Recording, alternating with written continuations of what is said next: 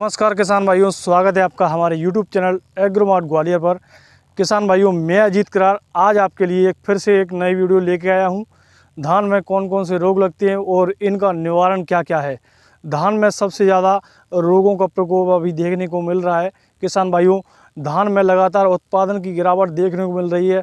उत्पादन में जो गिरावट देखने को मिल रही है वो उनके कारक जो हैं वो कहीं ना कहीं रोगों के द्वारा, खरपतवारों के द्वारा और कीटों के द्वारा धान की फसल को बहुत ज़्यादा नुकसान देखने को मिल रहा है।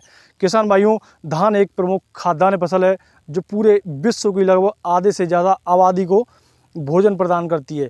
इसके उत्पादन में लगातार कमी देखने को मिल रही है। भारत देश में 450 लाख प्रति हेक्टेयर धान की खेती की जाती है।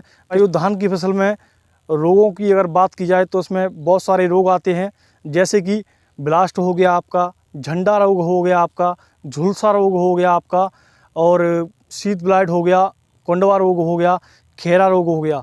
यानी इनका बारीकी से जानते हैं कि इनका क्या क्या लक्षण हैं और इनको किस प्रकार से नियंत्रित करना है। वो सारी चीज़ें, वो सारी बातें आपको इस वीडियो के माध्यम से बताई जाएंगी। किसान भाइयों, जानते हैं ब्लास्ट के बारे में। ब्लास्ट रोग भी कई प्रकार के होते हैं, जैसे पत्ती धब्बा रोग हो गया, आपका गर्दन तोड़ हो गया, नोड ब्लास्ट हो गया, और भी कई सारे ब्लास्ट हैं जिनका प्रकोप देखने को मिलता है। किसान भाइयों, इसके जो लक्षण हैं वो पत्तियों पर दिखाई देते हैं, तने पर दिखाई देते हैं, और जब बाल निकलती है उस समय पर दिखाई देते हैं। इसका निवारण क्या क्या करना चाहिए किसान भाइयों?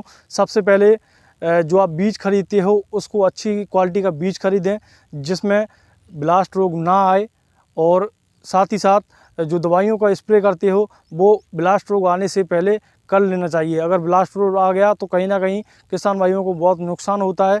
जैसे कि आप स्प्रे की अगर बात की जाए तो उसमें ट्राईसाइक्लोजोल का स्प्रे कर सकते हो, साथ ही साथ इसमें एजॉक्सीस्ट्रोबिन या टेबुकोनाजोल का स्प्रे कर सकते हो। एक टेक्निकल और आता है एजॉक्सीस्ट्रोबिन प्लस कॉम्बिनेशन में ट्राईसाइक्लोजोल, इसका भी स्प्रे कर सकते हो। साथ ही साथ आइसोप्रोथाइलिन, इसका भी स्प्रे आप कर सकते हो। किसान भाइयों, एजॉक्सीस्ट्रोबिन प्लस टेबुकोनाजोल का जो स्प्रे किया जाता है वो कहीं ना कहीं धान की बालियों जब निकलती हैं उस समय पर आप अगर करते हैं गबूट की अवस्था में तो बहुत ही अच्छा रिजल्ट आपको देखने को मिल सकते हैं। किसान भाइयों, जानते हैं धान की दूसरे रोग के बारे में, झुलसा रोग या बैक्टीरियल लीफ ब्लाइट भी कह सकते हैं। यह रोग जीवाणु जनित रोग है। इस रोग में पत्तियां ऊपर से झुलस जाती हैं और ऐसा लगता है मानो इसमें आग लगा दी हो। पौधे का जो संपूर्ण भोजन होता है किसान भाइयों वो पत्तियों के माध्यम से बनता है। अगर पत्तियां ही तुम्हारी जल जाएंगी तो पौधे का विकास अच्छे से नहीं हो पाएगा।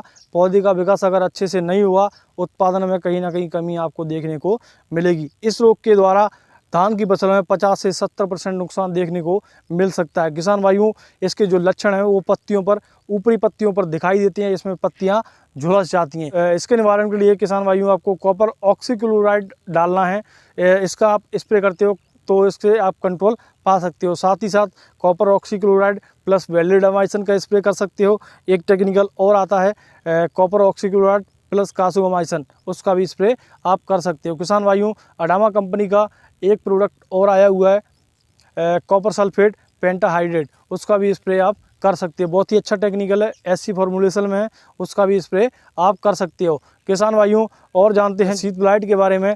धान का जो तीसरा रोग है वो शीत ब्लाइट है। धान में जो शीत ब्लाइट रोग आता है उसकी वजह से कहीं ना कहीं धान की फसल को बहुत अधिक नुकसान देखने को मिलता है। किसान भाइयों, इसके जो लक्षण होते हैं वो नर्सरी में ही दिखना स्टार्ट हो जाते हैं। मुख्य खेत में जब किले तुम्हारे पूरे बनकर तैयार हो जाते हैं उस समय पर दिखाई देते हैं और धब्बे बनकर पूरे पौधे में फैल जाते हैं। इसमें जो धब्बे बनते हैं वो सफ़ेद प्रकार के होते हैं और तने को गला देते हैं, जिससे तने को अगर फाड़ के अगर देखा जाता है, उखाड़ के अगर देखा जाता है तो उसमें से सड़ी हुई मछली की दुर्गंध आती है।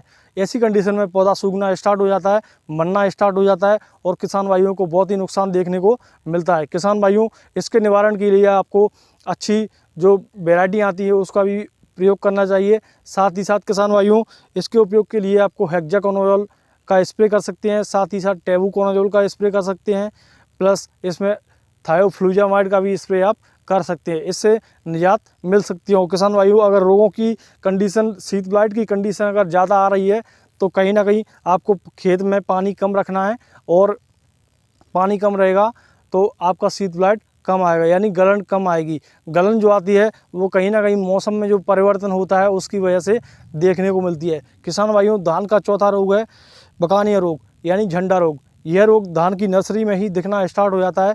जो मुख्य धान की नर्सरी होती है उसमें ही झंडे का प्रकोप चालू हो जाता है। इसमें कुछ ऐसे पौधे होते हैं जो मुख्य नर्सरी से थोड़ा ऊपर बढ़ जाते हैं और ऐसी कंडीशन में दिखना स्टार्ट होती है। और जब धान की फसल लगाते हैं तो मुख्य फसल में ये झंडा रोग क्या करता है, धीरे धीरे पूरे खेत में फैल जाता है और सूखना स्टार्ट कर देता है, जिससे किसान भाइयों को बहुत हानि होती है। इस रोग के निवारण के लिए आपको रोग रोधी किस्मों का चयन करना चाहिए।